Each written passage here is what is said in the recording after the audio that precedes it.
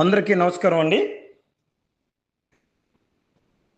దయచేసి ప్రతి ఒక్కరు కూడా ఈ వాయిస్ మెసేజ్ని లాస్ట్ వరకు వినండి. చాలా ఇంపార్టెంట్ వాయిస్ మెసేజ్ అండి ఇది. దయచేసి ప్రజలందరికీ ఒక విషయం చెప్తాను. నేను ఒకానొక టైంలో ఒక బెడ్ పేషెంట్గా ఉన్న వ్యక్తిని. ఆహారంలో మార్పులు చేసుకున్నాక ఈరోజు నేను చాలా ఆరోగ్యంగా జీవిస్తూ ఉన్నాను.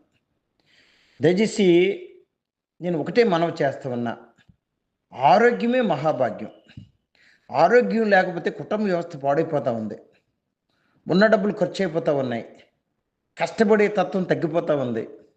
తద్వారా పిల్లల్ని సరిగ్గా చదివించలేం, పిల్లలకి సరిగ్గా మ్యారేజెస్ చేయలేం. ఏదైనా కుటుంబ వ్యవస్థ మొత్తం పాడైపోతూ ఉంది ఈ అనారోగ్యాల కారణాల వల్ల. దయచేసి మీరు ఆరోగ్యం ఉండాలనే ఒక ఆలోచనతో చెప్తా ఉన్నా, ఆహారంలో మార్పులు చేసుకోండి. రైస్లో విపరీతమైన అనారోగ్యాలు ఉన్నాయి అనేది మేధావులు చెప్తున్నమాట, పెద్ద పెద్ద డాక్టర్లు చెప్తున్నమాట. అయితే రైస్ పూర్తిగా మానేయమంటలేదు, తగ్గించండి. మధ్యాహ్నం రైస్ తినండి, కాకపోతే రైస్ తగ్గించుకొని కూర ఎక్కువ తినండి. రాత్రులు మాత్రం అసలు రైస్ అనే కాన్సెప్ట్ మర్చిపోండి దయచేసి. అయితే టిఫిన్లు అంటారా, టిఫిన్లు కూడా చెడ్డవే. టిఫిన్లు కూడా ఈక్వల్ టు రైసే, ఈక్వల్ టు గోధుమలే. దయచేసి మా దగ్గర millet malt with dry fruits అని చెప్పి గౌనీలు కాదరవోలి రైసే ఈక్వల్ టు గోధుమలే. దయచేసి మా దగ్గర millet malt with dry fruits అని చెప్పి గౌనీలు కాదరవల్లి గారి యొక్క ఫార్ములాతో వచ్చిన మహా అద్భుతమైన ప్రోడక్ట్ ఉంది. దీన్ని ఉదయం ఒక గ్లాసు, రాత్రి ఒక 2 గ్లాసులు. ఉదయం టిఫిన్ చేయండి, టిఫిన్తో పాటు గ్లాసు.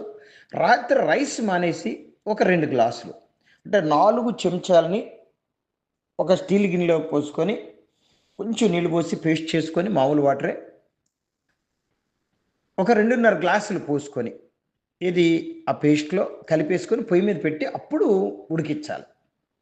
కనీసం 15 నిమిషాలు ఉడికించుకోండి. ఎందుకంటే ఇందులో కొర్రలు, అరికలు, సామలు, ఓదలు, వండు కొర్రలు, రాగులు, సజ్జలు, బాదం గింజలు, డ్రై ఫ్రూట్స్, జీడిపప్పు, ఇలా చెప్పుకుంటూ పోతే 32 ఇంగ్రీడియంట్స్ ఉన్నాయి. దానివల్ల ఎక్కువసేపు ఉడికించుకోవాలి. ఇలా ఉడికించుకొని రాత్రులు రైస్ మానేసి 2 గ్లాసులు తాగండి.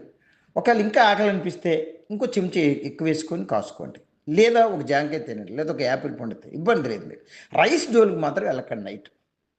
ఈ విధంగా వాడుకుంటే మీకు హాస్పిటలైజేషన్ ఖర్చు తగ్గిపోద్ది. అనారోగ్యాలు చాలా వరకు నయమవుతాయి. ఒక సత్యం చెప్తాను, మంచిగా తీసుకోండి. ఈరోజు హాస్పిటల్స్ విపరీతమైపోయినాయి. ఎందుకు అయిపోయినాయి? ఏ డాక్టర్ గారైనా మనల్ని ఇంటికొచ్చి రండి మా హాస్పిటల్ కానీ అడుగుతూ ఉన్నారా? లేదు కదా. మనమే వెళ్తున్నాం స్వచ్ఛందంగా. నిజంగా ఈరోజు హాస్పిటల్సే లేకపోతే లేకపోతే ప్రజలు ఏమైపోయేవాళ్ళు? పిట్టలు రాలినట్టు రాలిపోదురు. నిజం, ఇది నిజం. అంటే మనం వెళ్తున్నాం హాస్పిటల్స్కి. ఎందుకు వెళ్తున్నాం? మనకున్న బాధను బట్టి. మనకి ఎందుకు బాధలు వస్తున్నాయి? మన ఆహారంలో చెడ్డ ఉంది ఇక్కడ. ఈ వైట్ రైస్ కానీ, బయట తినే ఆహారాలు కానీ మనకు అనారోగ్యాన్ని కలుగు చేస్తూ ఉన్నాయి. మన అమ్మమ్మ నాన్నమ్మలు ఎందుకంత ఆరోగ్యంగా ఉన్నారు? ఆరోగ్యకరమైన ఆహారం తిన్నారు వాళ్ళు. ఈ కొర్రలు, అరకులు, సామలు, ఊదలు, వండు కూరలు, ముడి బియ్యం అయ్యే కదా ఆరోగ్యంగా ఉన్నారు. మనం అనారోగ్యమైన ఆహారం తింటున్నాం. అంటే విపరీతమైన వైట్ రైస్ అనేది అనారోగ్యానికి సాదృశ్యం. అది దాంతో విపరీతంగా అనారోగ్యాలు వస్తున్నాయి. హాస్పిటల్కి వెళ్ళిపోతా ఉన్నాం. దయచేసి హాస్పిటల్ శాతం తగ్గాలి. మంది పూర్తిగా వెళ్ళవలసిన అవసరం ఉండదు నేను అంటలా. హాస్పిటల్కి వెళ్ళే శాతం తగ్గాలి అంటే, మనకు అనారోగ్యాల శాతం తగ్గాలి అంటే రైస్ని కట్టడి చేయండి దయచేసి. కట్టడి చేసి ఈ millet malt with dry fruits 32 రకాల ఇంగ్రీడియంట్స్, ఒక అద్భుతమైన ఆహారం, అమృత ఆహారం, పోషకులను ఆహారం, ఔషధ గుణాలను ఆహారం, సమతుల్యమైన ఆహారం. ఇది ఆహారమే తప్ప మందు కాదు. రైస్ ఎలాగైతే వైట్ రైస్ ఆహారంగా మనం భావించి కొన్ని దశాబ్దాల నుంచి తింటా ఉన్నామో, ఇది కూడా ఒక ఆహారమే. ఇదే మందు కాదు. వీళ్ళు వాడచ్చు, వీళ్ళు వాడకూడదు అంటలేదు. ఎవరైనా వాడచ్చు. చిన్న పిల్లలు దగ్గర నుంచి, అంటే 9 నెలల బేబీ దగ్గర నుంచి, ప్రెగ్నెంట్ లేడీస్ దగ్గర నుంచి, పాలిచ్చే తల్లుల దగ్గర నుంచి, బీపీ ఉన్నా, బీపీ లేకపోయినా, షుగర్ ఉన్నా, షుగర్ లేకపోయినా, పీసీఓడి ప్రాబ్లం ఉన్నా లేకపోయినా, బరువు ఉన్నా లేకపోయినా, సన్నగున్నా, థైరాయిడ్ ఉన్నా లేకపోయినా, మోకాళ్ళ నొప్పులు ఉన్నా లేకపోతే ఎవరైనా వాడచ్చు. అనారోగ్యాలు ఉంటేనేమో అనారోగ్యాలు తగ్గుతాయి. అనారోగ్యం లేని వాళ్ళు వాడితేనేమో త్వరగా అనారోగ్యాలు రావు. ఇందులో ఉన్న మహత్యం అదే.